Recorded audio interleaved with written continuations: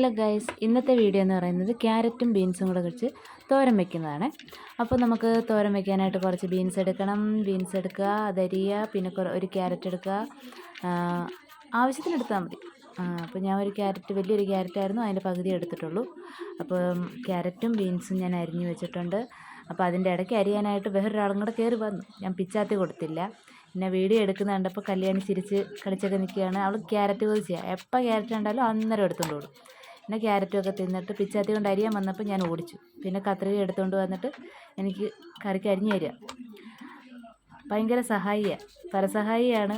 സഹായം ചെയ്ത് അവസാനം കൈ മുറിഞ്ഞ് കരഞ്ഞുകൊണ്ടായിരിക്കും ലാസ്റ്റ് പോവുക. അപ്പോൾ അതെല്ലാം അരിഞ്ഞു കഴിഞ്ഞിട്ടുണ്ട്. അതിൻ്റെ കൂടെ കുറച്ച് വെളുത്തുള്ളി ചതച്ചിട്ടിട്ടുണ്ട്. ചതച്ചിട്ടു. അത് കഴിഞ്ഞ ശേഷം കുറച്ച് തേങ്ങ തിരുമ്മി അതിൻ്റെ അകത്ത് തന്നെ ഇട്ടു. അപ്പോൾ ഇടയ്ക്ക് കറണ്ടും വന്നും പോയി നിൽക്കുകയാണ്. അപ്പോൾ അതുകൊണ്ട് മിക്സിയിലിട്ടൊന്നും ചതയ്ക്കാൻ പറ്റാത്തതുകൊണ്ട്, മിക്സിയിൽ ചതയ്ക്കാൻ എടുക്കുന്ന സമയത്ത് കറണ്ടില്ലെങ്കിൽ പറ്റില്ലല്ലോ. അപ്പോൾ അതുകൊണ്ട് ഞാനിപ്പോൾ ഇതിൻ്റെ അകത്ത് തന്നെ ഇട്ട് നമുക്ക് ഞെരടിയെടുക്കാം. അപ്പോൾ കുറച്ച് ജീരകത്തിൻ്റെ പൊടിയും കൂടെ എടുത്തിട്ടുണ്ട്. കുറച്ച് ആവശ്യത്തിന് ഉപ്പും കൂടെ ഇട്ടു. ഇട്ടിട്ട് നല്ലോണം ഒന്ന് ഞെരടി കൊടുക്കണം.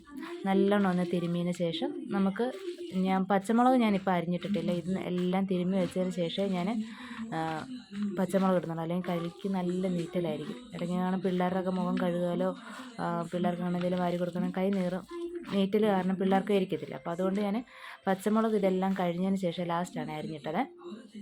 അപ്പോൾ ഇതെല്ലാം തിരുമ്മി വെച്ചിട്ടുണ്ട്. അപ്പോൾ നമുക്ക് ചതച്ചില്ലേലും കുഴപ്പമില്ല.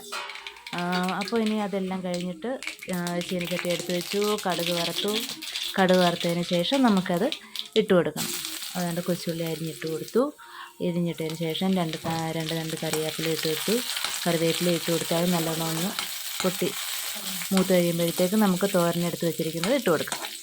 അപ്പോൾ ആവശ്യമുള്ളവർ മാത്രം ഇച്ചിരി മുളക് പൊടി ഇടുന്നെങ്കിൽ ഇടാം, കളറിന് വേണ്ടിയിട്ട് ഇടുന്നെങ്കിൽ ഇടാം, അല്ലെങ്കിൽ ഒരു ഇച്ചിരി മഞ്ഞൾപ്പൊടി ഇടുന്നെങ്കിൽ ഇടാം, എന്ത് വേണമെങ്കിലും. ഞാനിപ്പോൾ ഇട്ടിട്ടില്ല, ഇടുന്നുണ്ട്. ലാസ്റ്റ് ഒരു ഇച്ചിരി വെന്ത് വരുമ്പോഴത്തേക്ക് ഞാൻ ഒരു ശകലം ഇട്ട് ഒരു ചെറിയൊരു കളറാക്കുന്നുണ്ട്. നമുക്കിങ്ങനെ വേണമെങ്കിലും എടുക്കാം. ഇങ്ങനെ അടച്ച് വെച്ചിട്ട് വെള്ളമൊന്നും ചേർക്കാതെ ഈ തിരുമ്മുമ്പോൾ തന്നെ അതിൻ്റെ അകത്തുനിന്ന് നീരിറങ്ങും.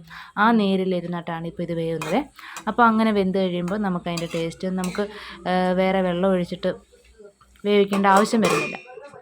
നല്ല ടേസ്റ്റ് ആയിരിക്കും. എല്ലാവരും ഒന്ന് ട്രൈ ചെയ്ത് നോക്കണം. അപ്പോൾ നമ്മുടെ തോരൻ റെഡി ആയിട്ടുണ്ട്. അപ്പോൾ എൻ്റെ വീഡിയോ ഇഷ്ടമായെങ്കിൽ ഒന്ന് ലൈക്ക് ചെയ്യണം, സബ്സ്ക്രൈബ് ചെയ്യണം, എൻ്റെ ചാനലൊന്ന് സപ്പോർട്ട് ചെയ്യണം.